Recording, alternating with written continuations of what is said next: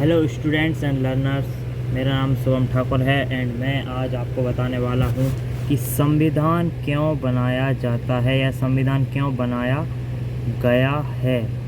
भारत में या किसी भी देश में संविधान की क्यों आवश्यकता पड़ती है।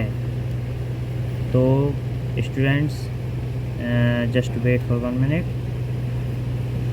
संविधान, जिसे कि इंग्लिश में कॉन्स्टिट्यूशन कहते हैं, तो मैं आपको बताना चाहता हूँ कि जैसे कि मान लीजिए ये एक कंट्री है, let suppose it is India.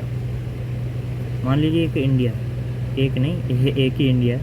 मान लीजिए कि ये इंडिया है, इसमें हिंदू हैं, मुस्लिम हैं, क्रिश्चियन हैं, इसमें सिख हैं, ईसाई हैं। सिख हैं, ईसाई मतलब क्रिश्चियन पहले ही अपन ने ले लिया है। तो इसमें SC ST है, इसमें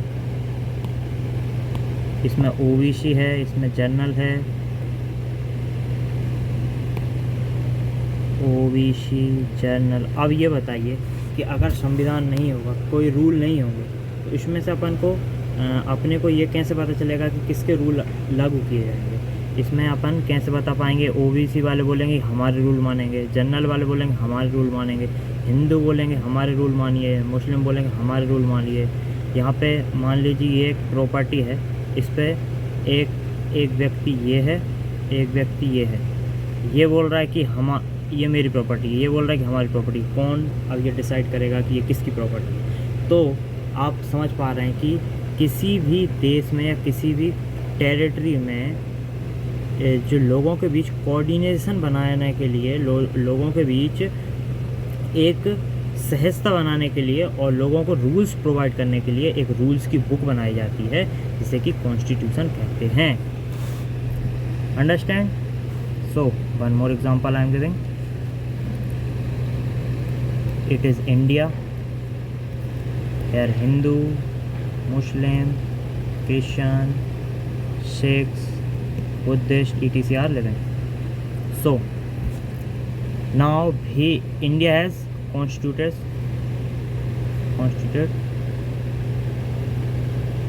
a book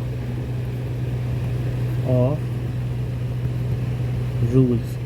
इंडिया के लोगों ने मिलकर एक बुक बनाई जिसमें सारे रूल लिखे गए कि अगर कोई लड़ाई होती है तो उसका सॉल्यूशन कैसे निकाला जाएगा, यदि कोई प्रॉपर्टी लड़ाई होती है तो उसका सॉल्यूशन कौन निकाला जाएगा, एक देश है उसमें किन बातों को माना जाएगा, कौन से वो फंडामेंटल रूल्स होंगे जिन्हें माना जाएगा, जिससे हमारे देश को चलाया जाएगा। तो इस बुक का नाम है संविधान। I hope you have understood.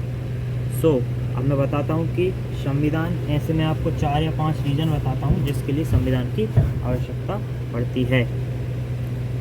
सो सबसे पहला है कि the first function of a constitution is to provide a set of basic rules that allow a minimum coordination amongst member of a society.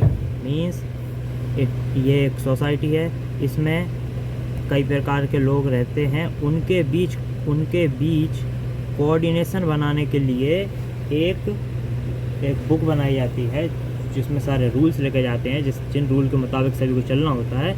तो ये संविधान का पहला फंक्शन है। तो इसी के साथ मैं आप ले जाना चाहता हूँ दूसरे फंक्शन पे। दूसरा फंक्शन है, पहले मैं इंग्लिश में पढ़ देता हूँ, फिर हिंदी में आपको समझा दूँगा। The second function of a constitution is to specify who has the power to make decision in a society. It decides how the government will be constituted. अब ये एक सोसाइटी है, इसमें जैसे कि हम कहते आ रहे हैं कि डिफरेंट टाइप ऑफ लोग रहते हैं। अब इसमें कौन रूलर होगा, कौन शासक होगा, कौन प्रजा होगी, या फिर ऐसे कह सकते हैं कि कौन, अगर इंडिया के कंटेक्स्ट में देखा जाए तो कौन प्रधानमंत्री होगा, कौन प्रधानमंत्री बनेगा, कौन मंत्री बनेगा, कौन विधायक बनेगा, कौन MP बनेगा, और कौन राष्ट्रपति बनेगा, और कौन वोट देगा, कौन वोट नहीं दे पाएगा। ये सब जो रूल्स हैं, ये रूल्स लिखे जाते हैं संविधान में, इसीलिए संविधान की आवश्यकता पड़ती है। तो पहला फंक्शन कोऑर्डिनेशन, सेकंड फंक्शन है अपना, और क्लियर मैं बता देता हूँ। सेकंड फंक्शन अपना कि how government will be constituted, कि government is constituted how, means कि गवर्नमेंट कैसे बनाई जाएगी। इसमें रूल्स लिखे होते हैं कि गवर्नमेंट कैसे बनाई जाएगी।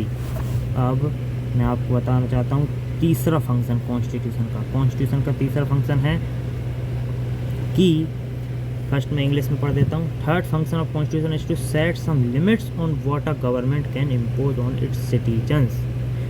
These limits are fundamental in the sense that governments may never surpass them। अब ये एक सोसाइटी है, अपन ने इसमें गवर्नमेंट बना ली, इसमें पीएम है, इसमें वोटर्स, इसमें पीएम है, इसमें वोटर्स हैं, इसमें एमपीस हैं, विधायक हैं।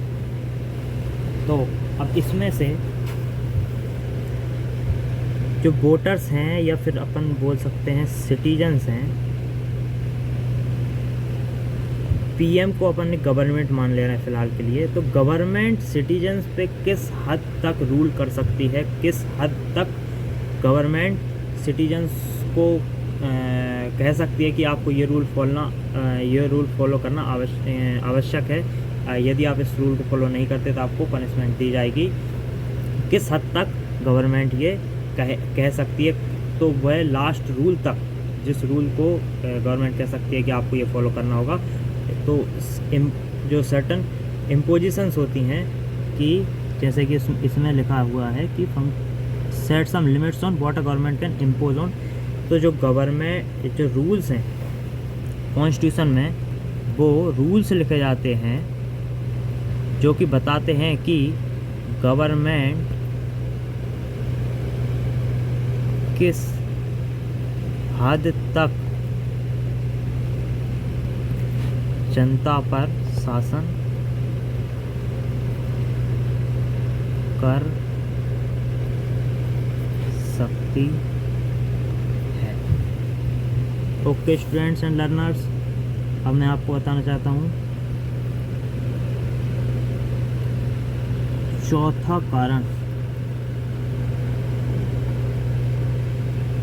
कारण ये है, the fourth function of a constitution is to enable the government to fulfil the aspirations of society and create condition for a just society.